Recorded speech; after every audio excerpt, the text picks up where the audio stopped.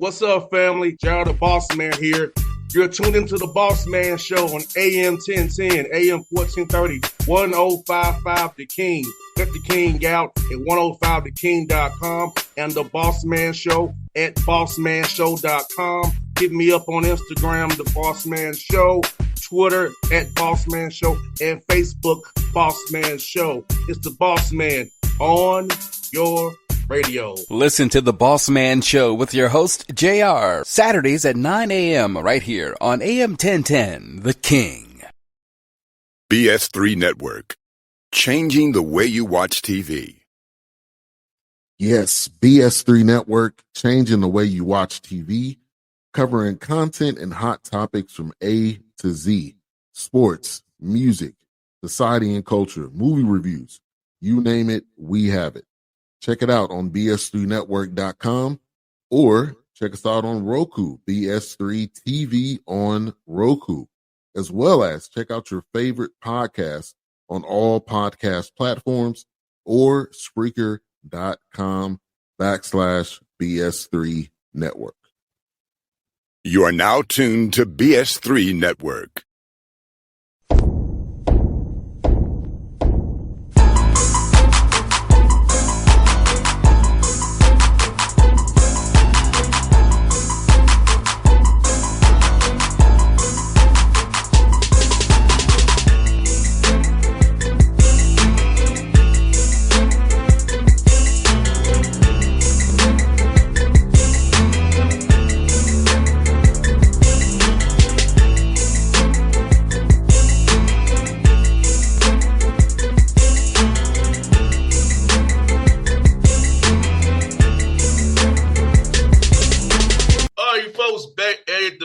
Gayle Show, episode 41 here. Before we get started, we'll tell you all, donate on the PayPal, donate on the Cash App Bossman Show, PayPal Bossman Show. We bust raise money. This stuff ain't free. Traveling, gas, covering games ain't free.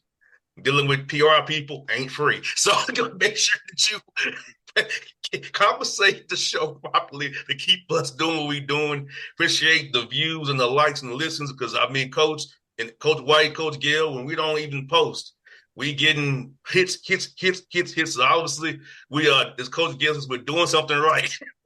Doing something right. Yes. Coach, good to see you, Coach Gayle. And you got your sister here, Coach White, and he's here. Coach White, what's good with you, brother? Oh, man, thank you for having me on. 41 shows. I remember when the thing first started, man. This is a good thing you guys got going on. No doubt. I had to hand you back on, Coach White. You know, you're very popular in the streets, Coach White. Am I? Okay. Nice. Okay. It's Coach White, so yeah, I had to have you back on, Coach White. Well, Coach, what's been good? I know you have a new baby now. How's the family and doing with that, man? Yeah, well, believe it or not, she's coming up on her first birthday. So, me and my wife just figuring out, her party arrangements and all that stuff like that. So, man, it's been a whirlwind, but it's been the best whirlwind, if you could say that. No doubt, man. No doubt, man. Has your sleep gotten better yet, Coach White? No. As a matter of fact, I was joking with Coach Gayle last night. My daughter, she kicked me in the face around like 5:30, so I'm up. So around 5:30, 6 o'clock, I'm up, but I am being very productive. I can say that. Nah, I hear that, Coach White. And for you, man, so for you, let me ask you, man, for in your summers, I know Coach Gayle's out on the road recruiting. You do some recruiting as well. So what's like your summers like for you with the guys being away from you guys? What's your role in summertime? It's really more so, same thing, recruiting and all that stuff like that, but it's really just more so getting myself ready for the season. A lot of professional development, watching film from, the things that we did last year, communicating with the new guys and the old guys as far as, what we want to do, coming in and kind of showing those guys the film and all that stuff like that. So it's really just kind of getting my mind, reset and understanding that, last year was last year, got to get ready for this year and really lock in on, what we need to get done. No doubt, man. Last year was a heck of a year, doubling the win total. So I know you're really happy about that, Coach White, and I know how much work you put in, reviewing film, watching synergy, matchups. Coach White plays an integral role and what Auburn State basketball is about. And Coach Gill appreciates him very, very much. So we want to spotlight Coach White for what he does since he's hot in the I streets, appreciate man. that. Yeah, Coach, yeah. Coach White's not telling you everything, Coach. He just got a promotion too. Oh, he did. Yeah. As of July 1st, I was promoted to associate head coach. Okay. Associate Yeah. head coach. Hey, you're doing a lot out there, so you might as well be. Right. Right. Associate head coach. I hear that, man. Hey, that's the Coach White. He's moving up in his coaching game. He's so if you on the Auburn State bench, who's he's in tune with everything. He's in tune with what Coach Gale's doing. He's in tune. So trust me and believe, Coach White is on par and on point. What's going on with this program? He's a very integral part of the program. So. So I know Coach Gale really appreciates you for what you do, and I appreciate you as well, Coach White, for sure. But letting me come in your space and not get mad at me, say get the hell out of here. Nah, sometimes I ain't gonna lie, we need the help. So you coming in is a big part, and you just don't take up space. So we definitely appreciate you when you do show up. No doubt.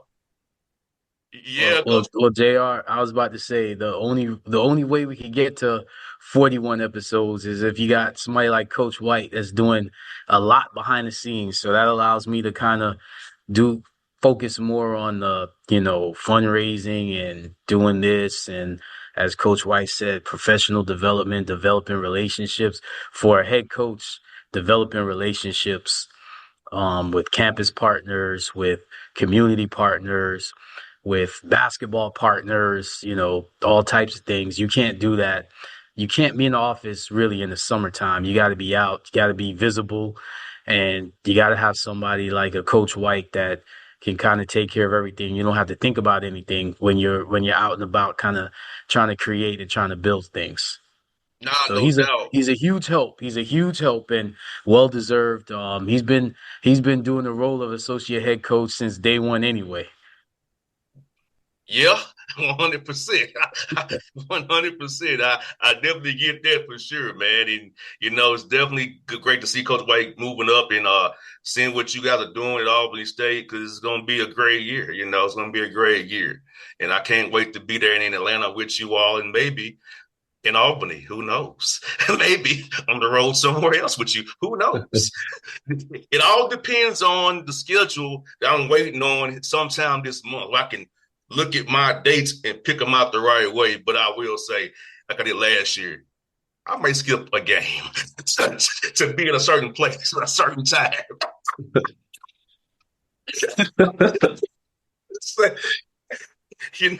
I have enough. I see you enough. I can see y'all. I can skip a day. Do what I want to do. PTO approach today, Coach. It's in the contract, right? It's in the contract. Yeah, no doubt. No doubt. You see how I did last year. I skipped on soda to be at Morehouse.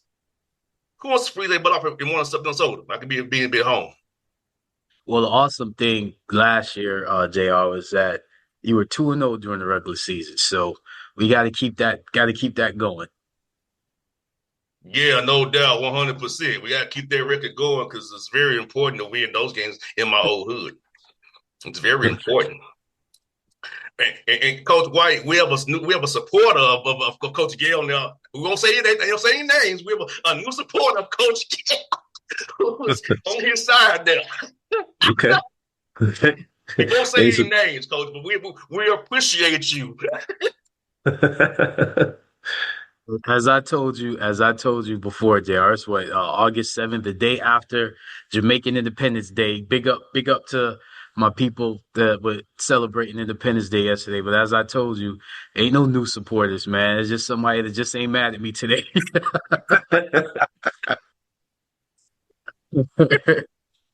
That's all it is. They just ain't mad at me right now. Give them time. All I gotta do is scratch my head, and it's gonna be a problem, right? So ain't no new supporters, JR. Or laugh. Yes. Hey, Coach. I know y'all married, but I'm saying just back Independence Day. I love the pictures on Instagram and Twitter. Thank y'all for that. I enjoyed that, my people. Thank y'all. One love. One love. I love my people. Shout out to moms. Thank you, moms, for the culture you gave me. Thank you. Well, I would say this. There's a lot of history um that has come out of that little island that I think a lot of people look at the stereotypes but don't realize that there's a lot of history and a lot of firsts that come out of the country. You know me, I'm not going to reveal anything. Do your own homework.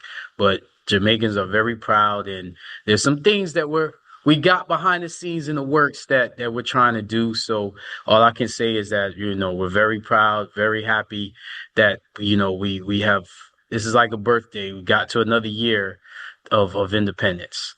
Yes, yes, indeed. Yes, indeed. I saw where Grenada is moving towards that, trying to cut ties with the colonizer. So I appreciate that, Grenada. Keep up the good work. So yeah. We have to. I would be remiss without saying this. The only way that happens is that we have to be more unified across the diaspora. And I know Dr. Carr would second that notion. We have to be more unified. We can only do things together.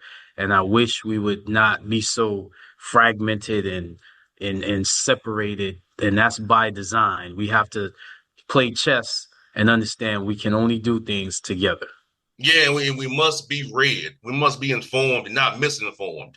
Not let, people who talk well fool you.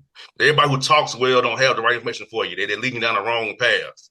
As you see right now in social media with certain Pan-Africanists. You know what I'm saying?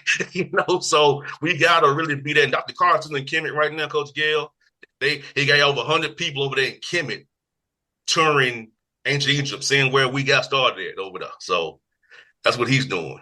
Speaking of misinformation, there's so much misinformation about ancient Egypt and our role and who we are. So it's Dr. Carr, we appreciate you because that's number one.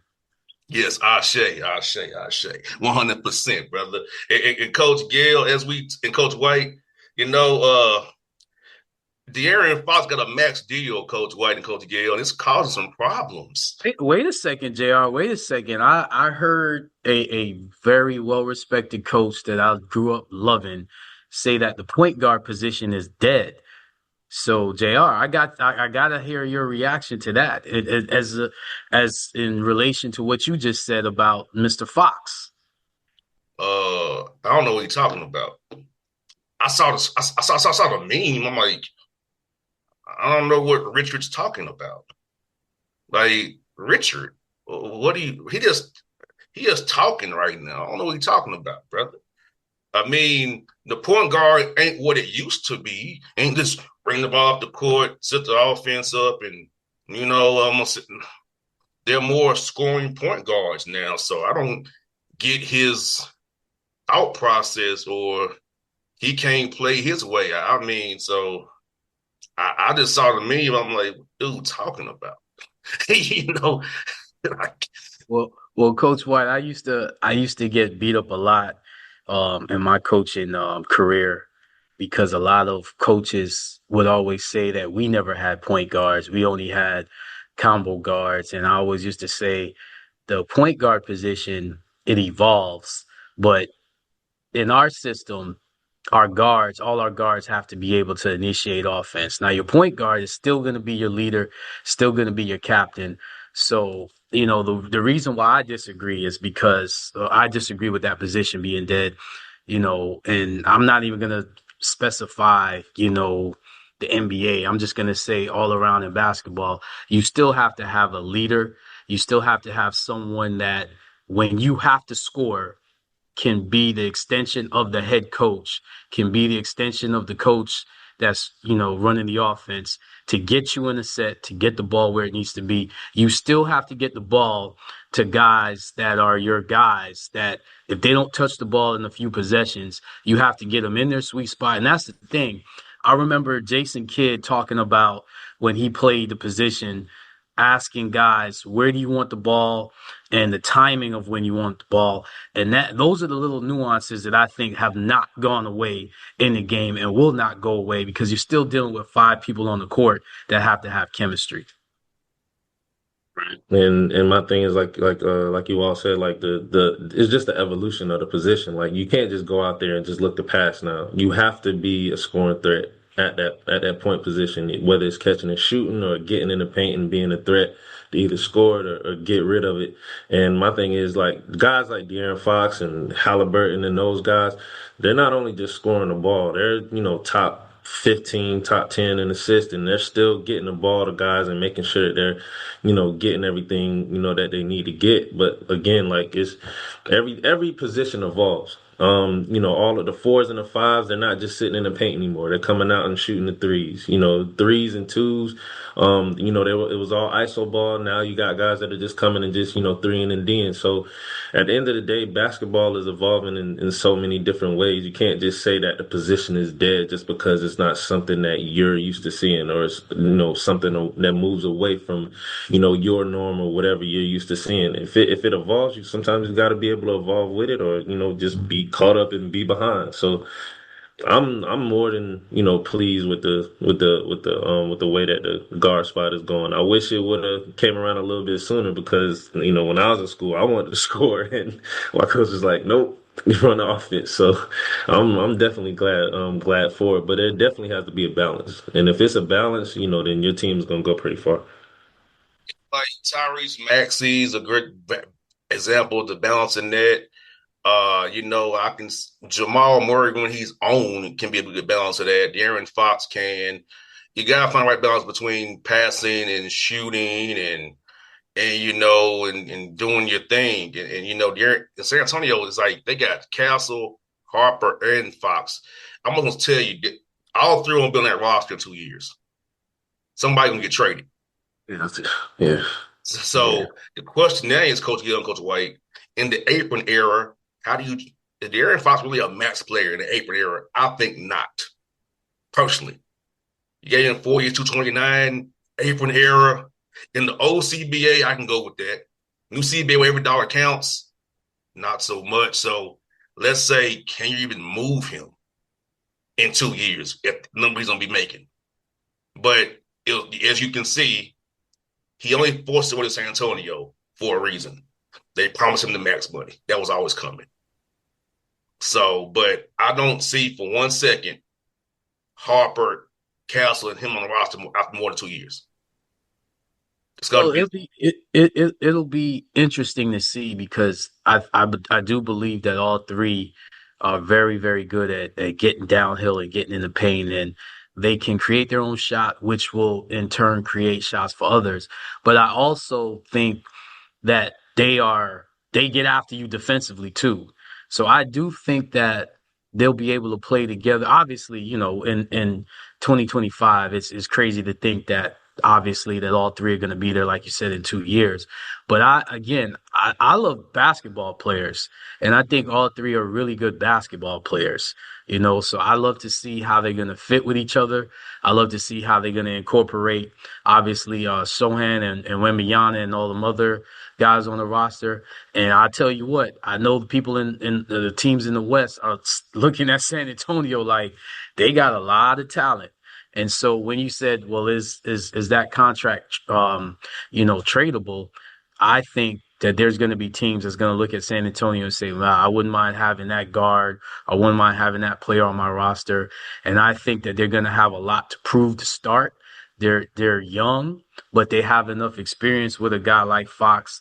Wembanyama has now been in the league a couple of years, where I think they're going to go get some teams that you got to go beat this team. They're not going to lay down for anybody. They're not going to say, well, we're young trying to figure it out. You got to go beat this team.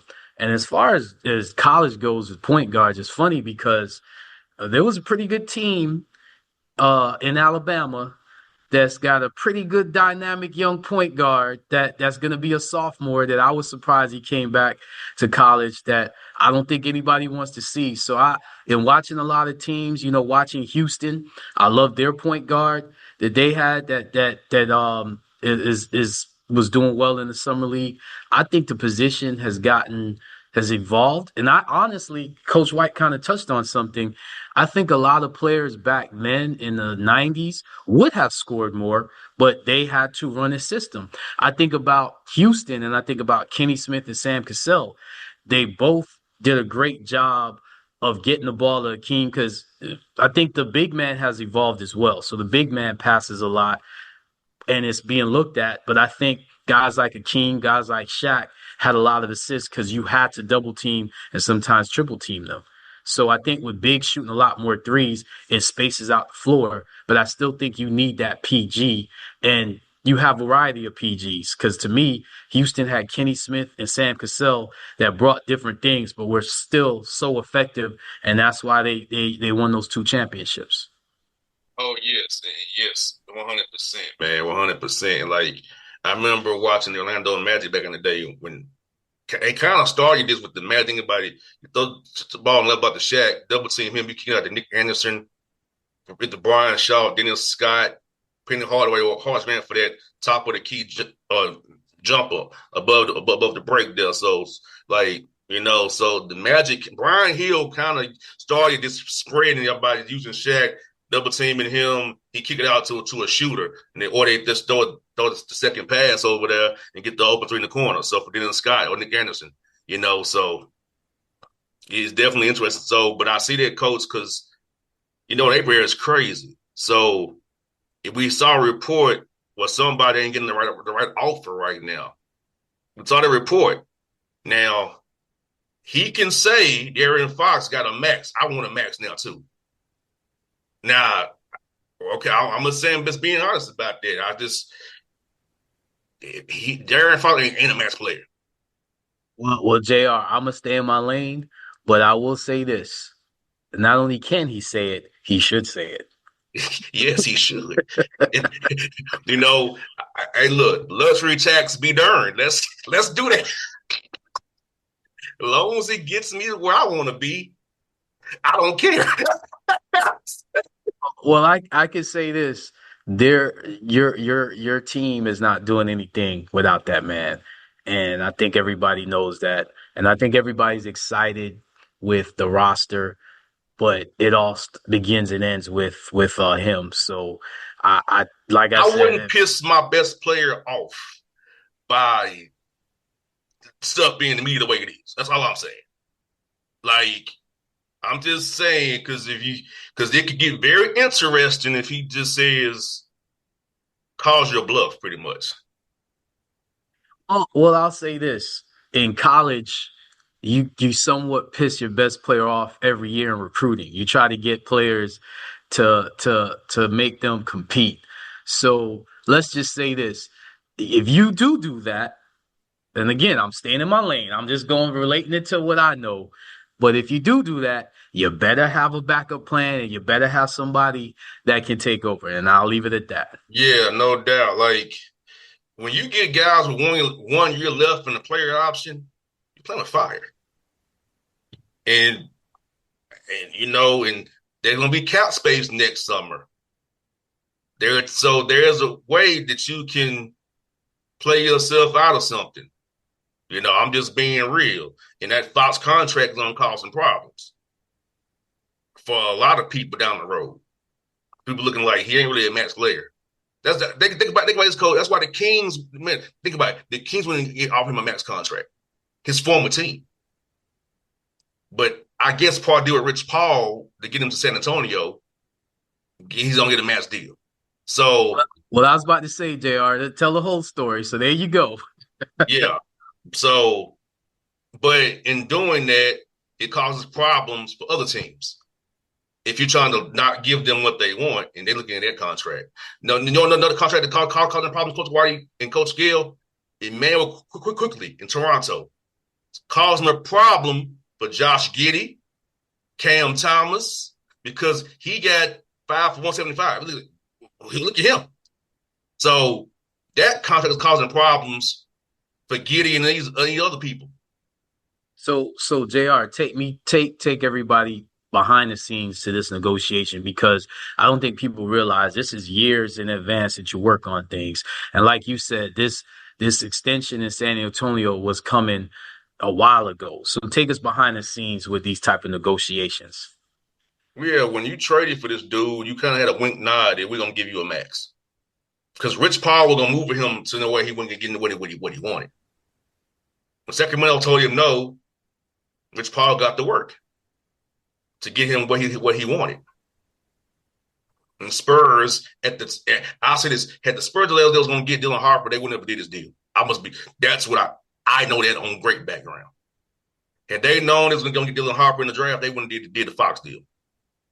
So a big variable that you can't really, predict is the draft position. Correct. Same with Mavericks with Flag. They had no idea. They kind of built them out of Nico's move. But wait a second, JR. You got fans like that are conspiracy theorists that say, "Oh, this is fixed. The draft is fixed." So I guess people don't realize. You're finding out kind of when they do. Yeah, the draft lottery is a very secure process. I'll leave it at that. In Chicago, it's boring.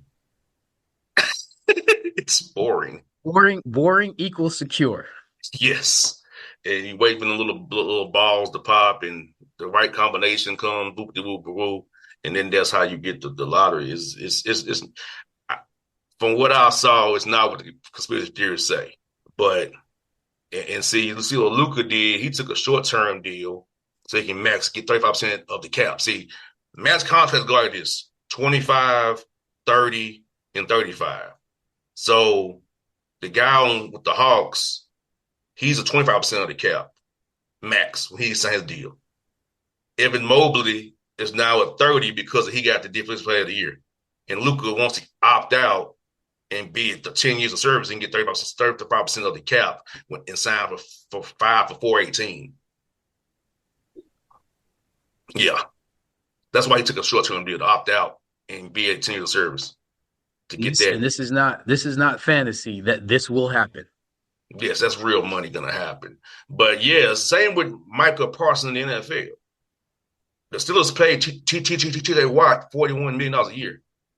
He wants more than that. So based on the contracts, it can reset the market and mess up negotiations for you. So, because I said, Jamal Murray getting a max contract has messed up the market for people because Jamal Murray is no longer a max guy, in my opinion. So, JR, what's I know we got different CBAs, so talk to everybody about the difference between the NFL and the NBA. Simply put, is NFL does not have guaranteed contracts. The NBA does. And it's kind of really can't really compare it because they got 53 guys on the roster. It's only 15 in the NBA. So that's why the money's more spread out. But it's similar in the sense of both leagues. It's 50-50 for what the players get for the split. But in the NFL, they don't have guaranteed contracts. So that's why they haggle over the guaranteed money up front. But in NBA, you pretty much have a guaranteed contract. Unless you sign a non-guaranteed deal, you have a guaranteed contract. And so that's why, you see it's haggling now with the apron because now this summer Coach White, Coach Gayle, no team put in unlikely bonuses in their contracts because the bonuses count towards the apron now. So no team put unlikely bonuses in the contract. It's just like you have what you have. You know what I'm saying? You have what you have. So it's all straight. Like I'm going to give you an example. Cam Johnson salary is $23 million. But the apron price is $4.5 million in his bonuses. So it's $7.5 million. You have to match it. So that's why, like I say, every dollar counts. And I think Fox will find him a place eventually, but it's going to be one of them countries to attach some assets to it, the movie. He's not going to be looked at a positive asset. Well, it depends on what situation you're in, because if you have a disgruntled star that feels like he should get the max, well, maybe let's talking about switching our problems or switching. I like that asset and you like my asset. Let's talk. We tried that with John Wall and Westbrook, and that went terribly. Remember that trade to Washington, Houston? That went horribly. You don't want to get in there that my problem, your problem. Because you have a problem. Still a problem. Still a problem. So yeah, coach, like, but I get it. But this dude getting that money, run that man his money to do it. I'm just Well, gonna well, say, I think, well, I think, it's funny because I look at a lot of things where people do these trade scenarios and they don't understand that you can't just look at names. You have to look at contracts. You have to look at situations. You have to look at ages. You have to look at numbers. There's so many things that go into it that it's not just somebody sitting down and saying, "Hey, I'd like to get this player," or "We need to get that player off the roster." It's a lot more than that. You got to look at these people every day. So a lot of these, things go into who gets traded and where they get traded and the numbers that they get traded for. yes, all that matters. Situation, fit, money. That's why when I hear these fake trades and these guys saying, I said, that don't even work with the rules on CBA. It don't even work.